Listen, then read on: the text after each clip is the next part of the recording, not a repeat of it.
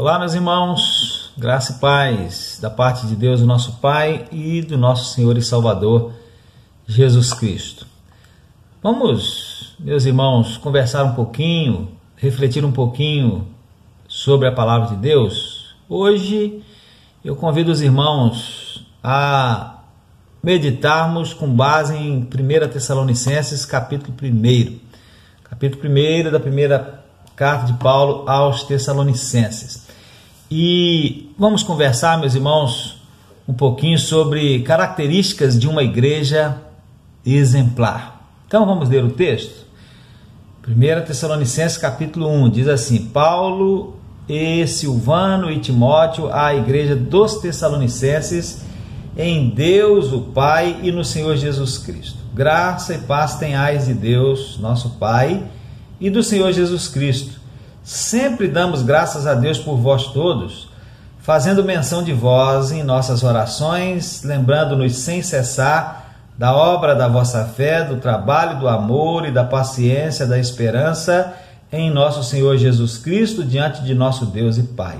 Sabendo, amados irmãos, que a vossa eleição é de Deus, porque o nosso evangelho não foi a vós somente em palavras, mas também em poder e no Espírito Santo, e em muita certeza, como bem sabeis quais fomos entre vós por amor de vós. E vós fostes feitos nossos imitadores e do Senhor, recebendo a palavra em muita tribulação, com gozo do Espírito Santo, de maneira que fostes exemplo para todos os fiéis na Macedônia e Acaia.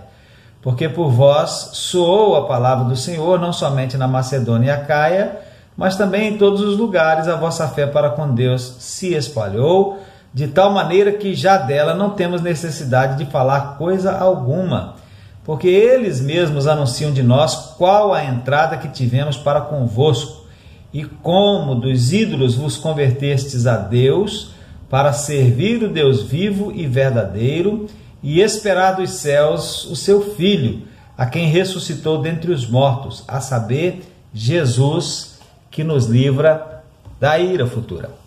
A cidade de Tessalônica, meus irmãos, no tempo de Paulo, era a capital da província romana de Macedônia, a maior região da Grécia, e hoje a segunda região mais populosa da Grécia.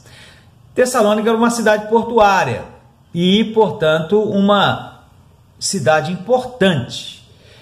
Ela existe até hoje com o nome de Salonique ou Salonica, e é a segunda maior cidade da Grécia e a principal cidade da região da Macedônia. Em 2011, a população da área metropolitana era de 1.104.460 habitantes. Destes, 788.952 na cidade propriamente dita e 325.182 nos arredores, nas adjacências da cidade. Pastor, como você sabe tudo isso? Meus irmãos, hoje é muito fácil saber as coisas, né?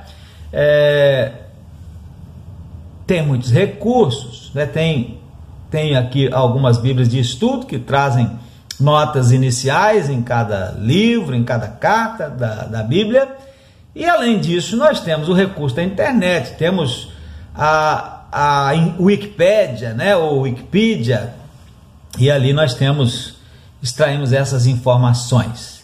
E nessa cidade, meus irmãos, Paulo e Silas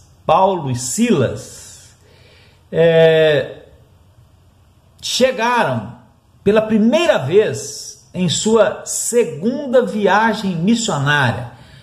Isso está registrado em Atos capítulo 17, versos 1 a 14. Ali eles pregaram o evangelho com ousadia e determinação, e a igreja de Cristo foi estabelecida ali então, na segunda viagem missionária do apóstolo Paulo. E agora Paulo está escrevendo à igreja.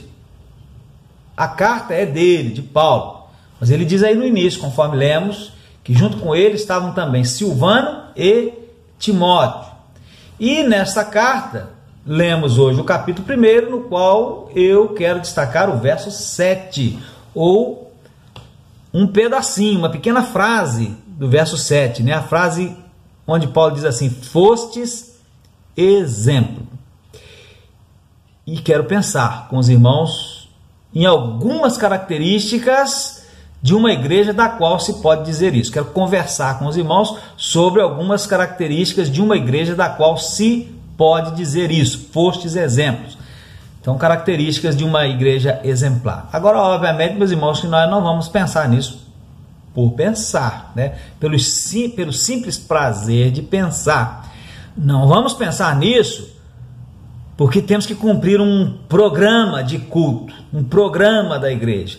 Não vamos pensar nisso porque o pastor, que no caso sou eu, tem que, entre aspas, mostrar serviço, precisa fazer isso. Não, vamos pensar com seriedade. Vamos, entre aspas, né, pensar pensando que nós, a Primeira Igreja Batista em Muqui, devemos ser essa igreja exemplar.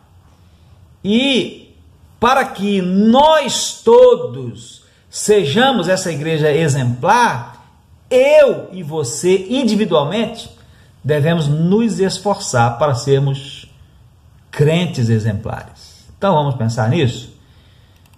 Vamos então a essas características. A primeira delas, meus irmãos, a primeira característica é que uma igreja exemplar ela é composta de pessoas verdadeiramente convertidas. Uma igreja, para servir de exemplo, os seus membros têm que ser convertidos de verdade.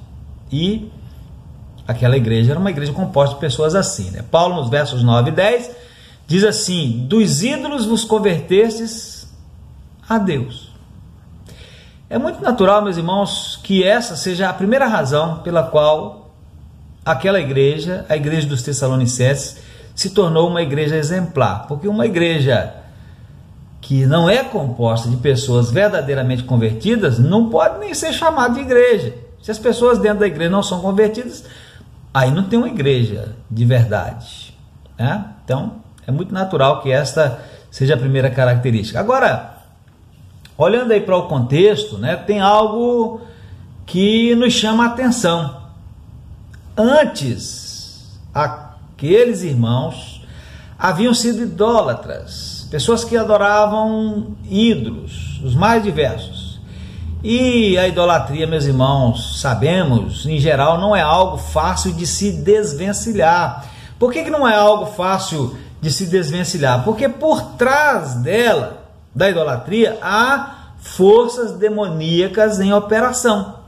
Na palavra de Deus nós aprendemos que, ao mesmo tempo que a adoração idólatra nada é, porque não existe outro Deus além do nosso Deus, o Deus verdadeiro, o Deus da Bíblia, é também algo gravíssimo, porque por trás dela, da idolatria, adoração idólatra, estão em operação forças malignas. Veja, em 1 Coríntios 8, verso 4, Paulo diz assim: olha, sabemos que o ídolo nada é no mundo, e que não há outro Deus, senão um só. Então o ídolo não é nada. Por outro lado, o mesmo apóstolo, na mesma carta, no capítulo 10, verso 20, ele vai dizer assim, que as coisas que os gentios sacrificam aos ídolos, né, estão sacrificando aos demônios, e não a Deus. Então, por trás dessa adoração idólatra, dessa idolatria, estão forças demoníacas. Então, ao mesmo tempo que nada é algo gravíssimo. E também a idolatria é algo gravíssimo porque se trata de uma substituição de Deus por ídolos. Deus abomina a idolatria. A idolatria, por exemplo, foi uma das razões pelas quais Deus algumas vezes castigou severamente o seu próprio povo, Israel.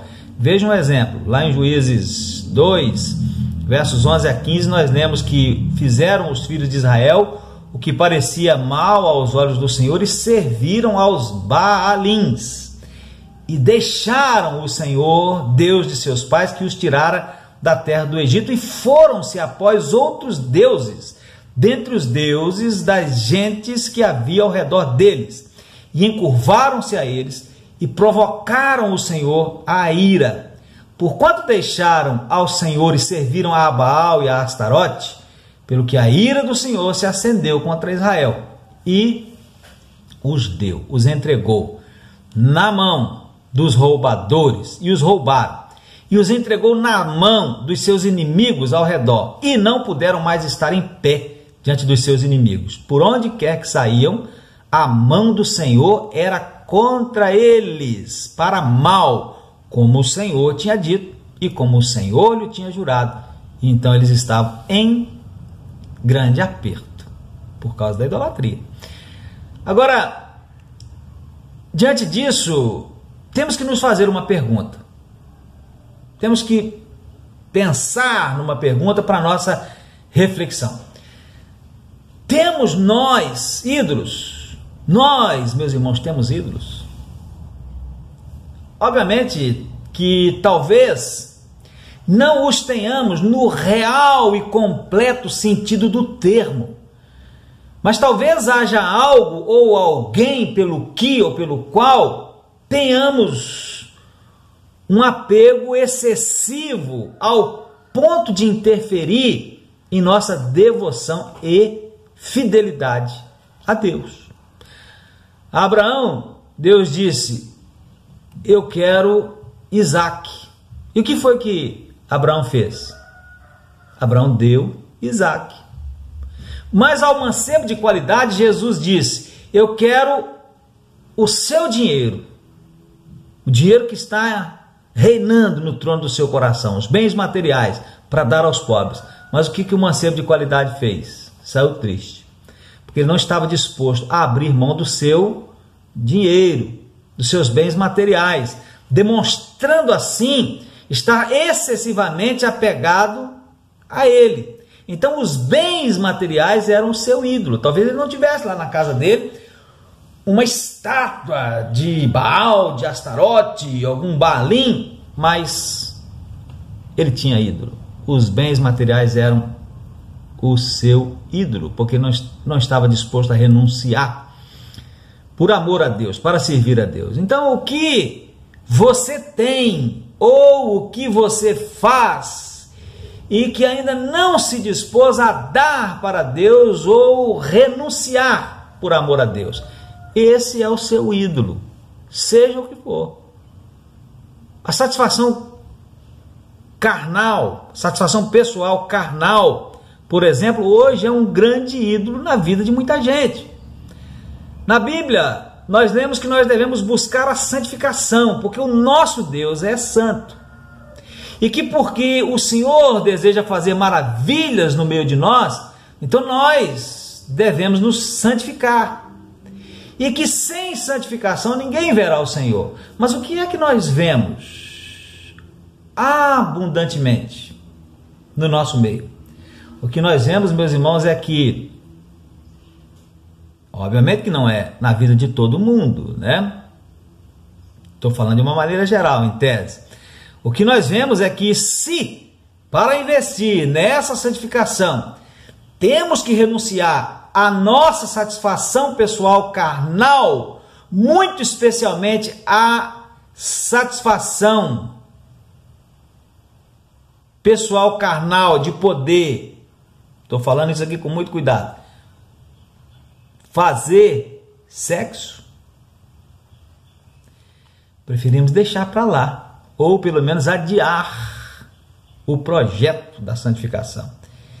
E esse adiar nem sempre é porque há a intenção de renúncia ao pecado um pouco mais à frente, mas é porque esse pecado, pensamos nós, já daqui um pouco de tempo não será mais pecado. Quando, por exemplo, no caso do sexo, formos ao cartório e realizar o casamento civil. Então até lá nós vamos viver, não vamos renunciar a nada. Daqui mais um pouco a gente vai lá e torna tudo legal, mas não houve renúncia.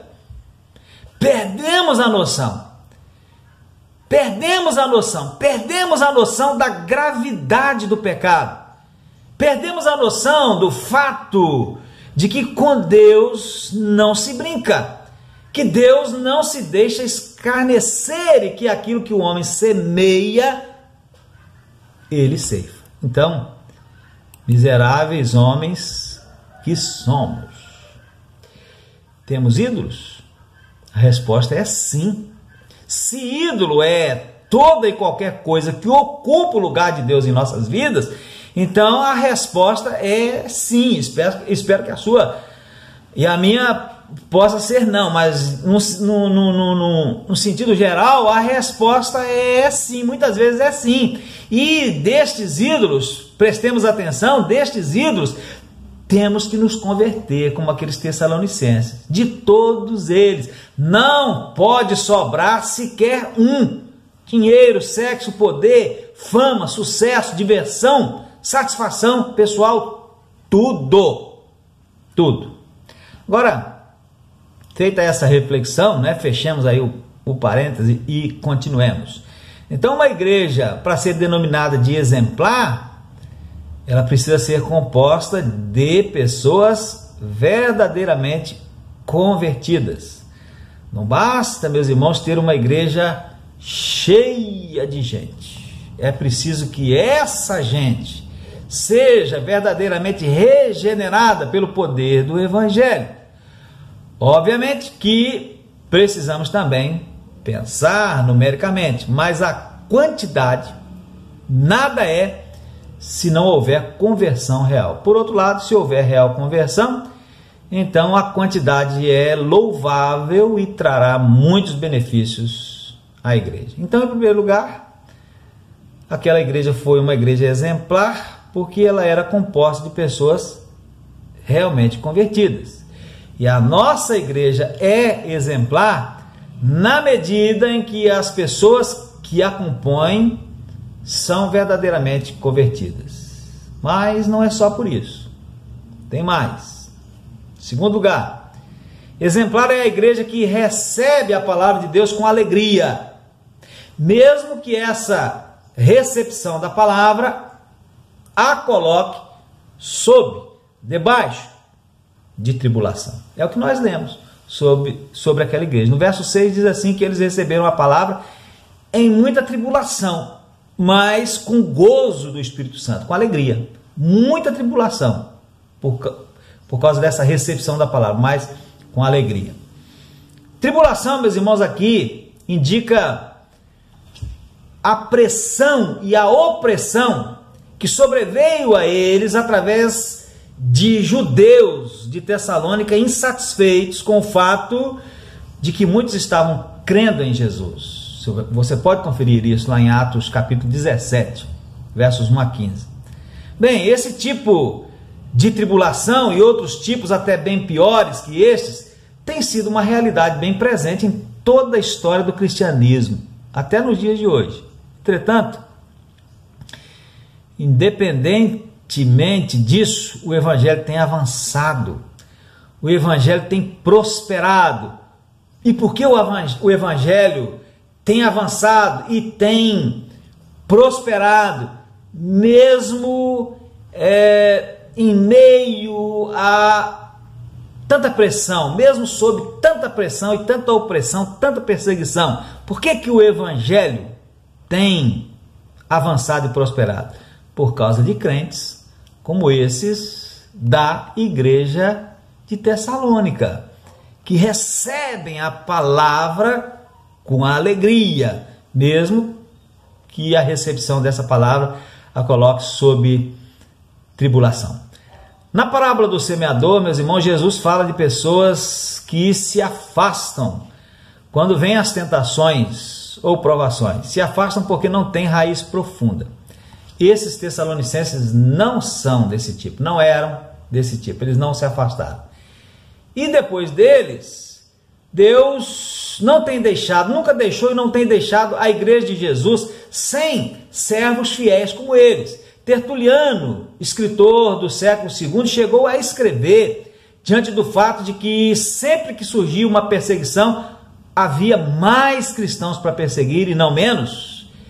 Então Tertuliano chegou a dizer que o sangue dos mártires parece ser a semente da igreja, né? Quanto mais se persegue, quanto mais se mata, quanto mais se derrama sangue, daí a pouco tem mais cristãos ainda. Então o sangue dos mártires é a semente da igreja, disse Tertuliano.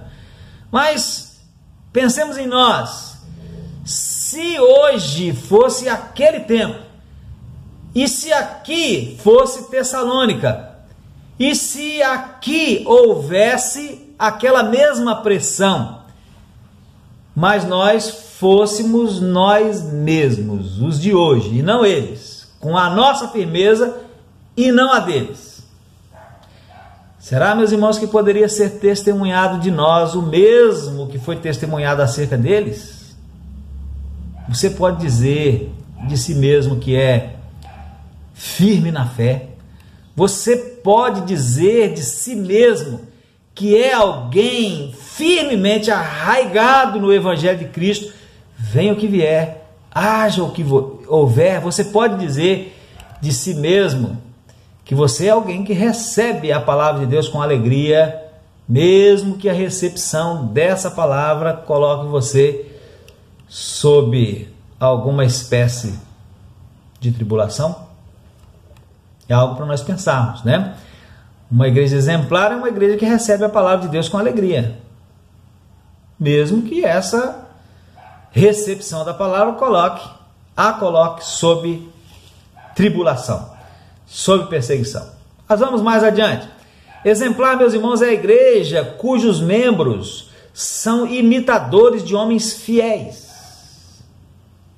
e integralmente envolvidos na causa do Evangelho, como Paulo e como o Senhor Jesus, né?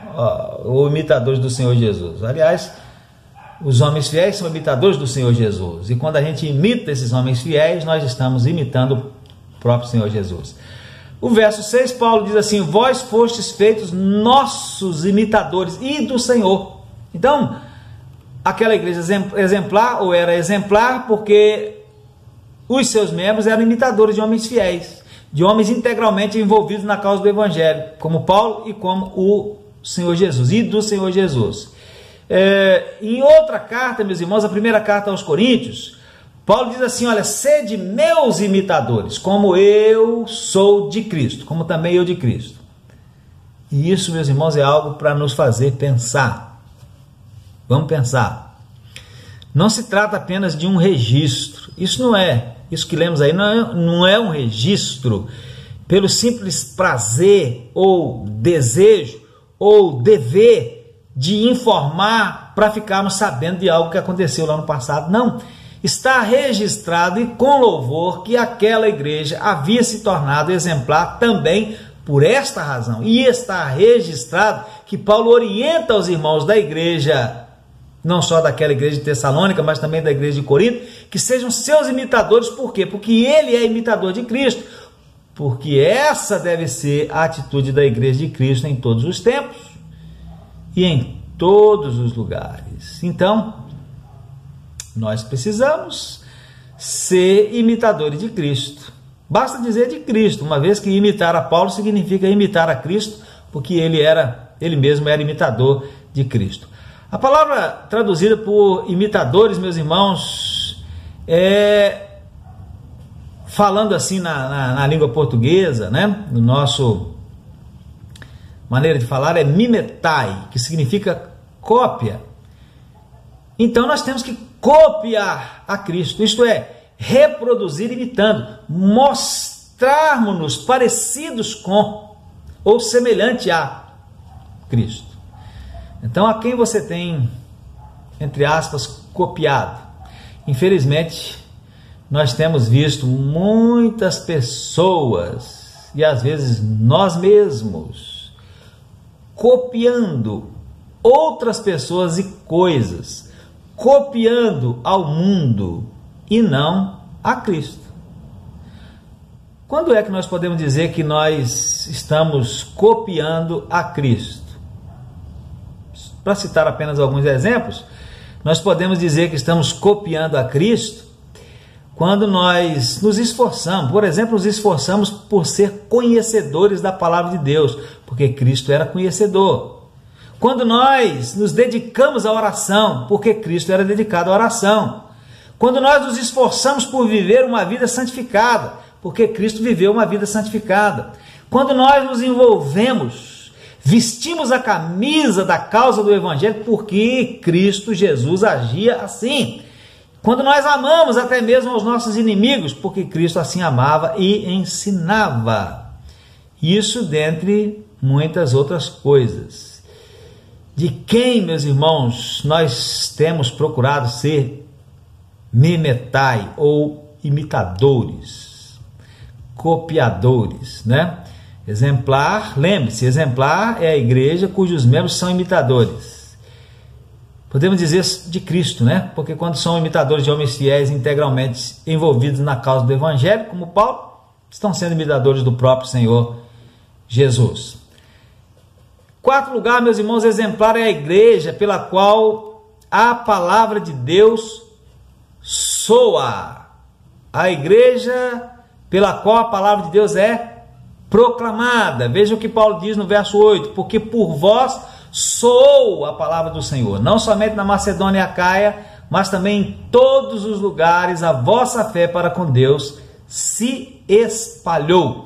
Então, soou ou repercutiu é a tradução de uma palavra grega bem interessante que quer dizer que houve uma proclamação em voz alta, em voz forte e inequívoca. É outro contexto, meus irmãos, e se trata de outro assunto, mas também serve aqui aquilo que Paulo escreveu aos Coríntios, na primeira carta, capítulo 14, versos 7 e 8.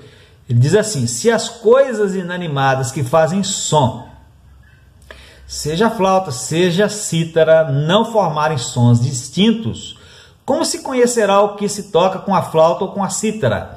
Porque se a trombeta der sonido incerto, quem se preparará para a batalha? Então isso é aplicável também à proclamação do Evangelho. A mensagem daqueles tessalonicenses não deixava dúvidas. Era uma mensagem inequívoca, ao ponto de Paulo dizer que nem precisava falar mais nada. Não preciso nem falar mais nada. Eles eram instrumentos que davam sonidos certos e não incertos. Isso significa não só que a pregação deles era clara e abundante, mas também que a vida deles combinava com aquilo que pregavam. Estamos entendendo, meus irmãos? Uma pessoa atraída pelo som de uma flauta, ao chegar ao local de onde vem o som, espera ver o quê? Uma flauta tocando. Se ela chegar e contemplar, vir uma bateria, vai estranhar muito, vai balançar a cabeça, fechar e abrir os olhos, passar a mão nos ouvidos e vai dizer: olha, eu ouço flauta, mas eu vejo uma bateria. Alguma coisa está errada. Os irmãos estão entendendo? O que eu estou querendo dizer é que a vida precisa combinar com aquilo que se prega, com aquilo que se fala. Dessa forma, a mensagem será não apenas verdadeira, mas poderosa também. Agora, acontece que muitas vezes as pessoas nos veem pregando uma coisa e vivendo outra. Elas poderão até reconhecer a verdade, mas dificilmente serão transformadas. Por quê? Porque a palavra não chega até elas com poder. O poder do Espírito que trabalha numa vida santificada. Então há quem pregue, né, que se deve amar, mas não ama. Há quem pregue que se deve perdoar e não perdoa. Há quem pregue que não se deve adulterar e vive no adultério. Há quem pregue que não se deve roubar e rouba. Há quem pregue que não se deve embriagar com vinho ou qualquer outra bebida alcoólica em que há contenda e se encher do espírito, mas embriaga-se. Há quem prega que não deve falar mal dos outros, mas a língua não sossega. Tem uma música que diz assim, o título dela é Domingueiro. Uma parte chega a ser cômica quando diz assim: Henriqueta Moraes é a tal, diz a todos que é crente leal, linguaruda proverbial. A língua não sossega, né? Há quem pregue que se deve viver uma vida santificada e vive no erro. Há quem pregue que se deve contribuir e não contribui. Enfim, há muitas coisas que são pregadas, mas que às vezes não são vividas. E você talvez até possa dizer que não prega, mas o simples fato de alguém saber que você é cristão num país como o nosso, onde todo mundo sabe ou pensa que sabe o que significa ser cristão, já faz de você, de certa forma, um pregador de todas estas coisas. E a vida, meus irmãos, precisa combinar com aquilo que se prega. Alguém disse muito acertadamente que não há maneira de mandar ou ensinar mais forte e eficaz do que o exemplo. O exemplo, persuade sem retórica, reduz sem porfia, convence sem debate, desata todas as dúvidas e elimina caladamente todas as desculpas. Os crentes de Tessalônica eram assim e por isso se tornaram exemplo. E nós devemos ser uma igreja assim. Através de nós, a palavra de Deus deve soar audivelmente, fortemente e inequivocamente, através das nossas palavras e através da nossa vida. E ainda, meus irmãos, número 5 e última característica, exemplar é a igreja onde é perceptível usando aí a linguagem do texto, a obra da vossa fé, o trabalho do amor e a paciência da esperança em Cristo. No verso 3, Paulo diz: lembrando-nos sem cessar da obra da vossa fé, do trabalho da caridade ou do amor e da paciência da esperança em nosso Senhor Jesus Cristo, diante de nosso Deus e Pai. Então são 3 coisas. Primeiro, obra da vossa fé. O que é isso? O que pode significar isso? Senão o envolvimento nas atividades normais da igreja. Quais são essas atividades? Evangelização, adoração, serviço, comunhão, discipulado, etc. A revista Almeida Atualizada, tradução, ela traduz operosidade ao invés de obra. Talvez esse termo operosidade nos dê mais noção do trabalho deles, porque a palavra traduzida por obra, segundo um determinado comentarista, é uma palavra que indica que a atividade deles em prol do evangelho era abundante. Eles realmente estavam envolvidos. Eles realmente vestiram a camisa, entraram em campo e jogaram o jogo. Vou repetir. Eles vestiram a camisa, entraram em campo e jogaram o jogo. Por isso que Paulo destaca isso. A obra da vossa fé. Vocês realmente estão envolvidos nas atividades da igreja. Trabalho do amor. O que significa isso? Significa, meus irmãos, que essa operosidade deles era por causa do amor. Eles amavam a Cristo, eles amavam a causa de Cristo, eles amavam a igreja de Cristo, eles amavam as pessoas por quem Cristo morreu. Então, o trabalho deles era um trabalho de amor. Será que isso nos diz alguma coisa, meus irmãos? Precisamos pensar. Por que é que nós estamos fazendo o que nós fazemos, ou deixando de fazer aquilo que nós deveríamos fazer? E aí, a terceira coisa aí é a paciência da esperança em Cristo, né? Paciência aqui, meus irmãos, significa que eles eram constantes, resistentes, firmes, mesmo em meio a toda aquela pressão e opressão por parte dos judeus. Por quê? Porque eles tinham esperança em Cristo. Talvez eles estivessem perdendo muita coisa neste mundo por causa da sua fé em Cristo e por causa da sua operosidade por Cristo, mas o olhar deles não estava focado neste mundo, estava focado em Cristo. Então essa é uma igreja exemplar. Essa é a igreja que nós devemos ser. E concluindo, meus irmãos, essas são então características, algumas, né, características de uma igreja exemplar. Tem mais, mas aqui fiquemos apenas com essas 5 e repetindo para fixarmos em nossa mente. Característica número 1: uma igreja exemplar é uma igreja composta de pessoas verdadeiramente convertidas. Característica número 2: uma igreja exemplar é uma igreja que recebe a palavra de Deus com alegria, mesmo que isso lhe traga alguma tribulação. Característica número 3: uma igreja exemplar é uma igreja que tem membros imitadores, não do mundo, mas de homens fiéis e do nosso Senhor e Salvador Jesus Cristo. Característica número 4, uma igreja exemplar é uma igreja que prega a palavra. Por ela, a palavra de Deus soa, repercute em palavras e também em exemplo de vida, né? E característica número 5, meus irmãos, numa igreja exemplar é visível, ou uma igreja exemplar é uma igreja onde é visível a obra da fé, o trabalho do amor e a paciência da esperança em Cristo. Será que a sua igreja é assim? Sua igreja é assim? E se a sua igreja é assim, qual é a sua parcela de responsabilidade? Qual é a sua parcela de contribuição por ela ser assim? Ou se ela não é assim, qual é a sua parcela de responsabilidade por ela não ser assim?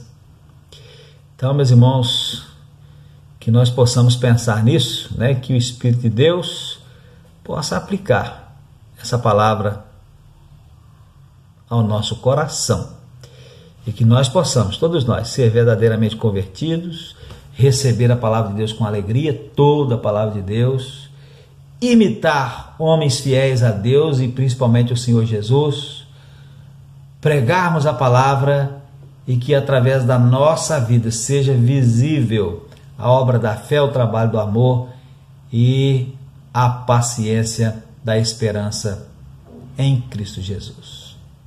Amém. Deus abençoe a sua vida.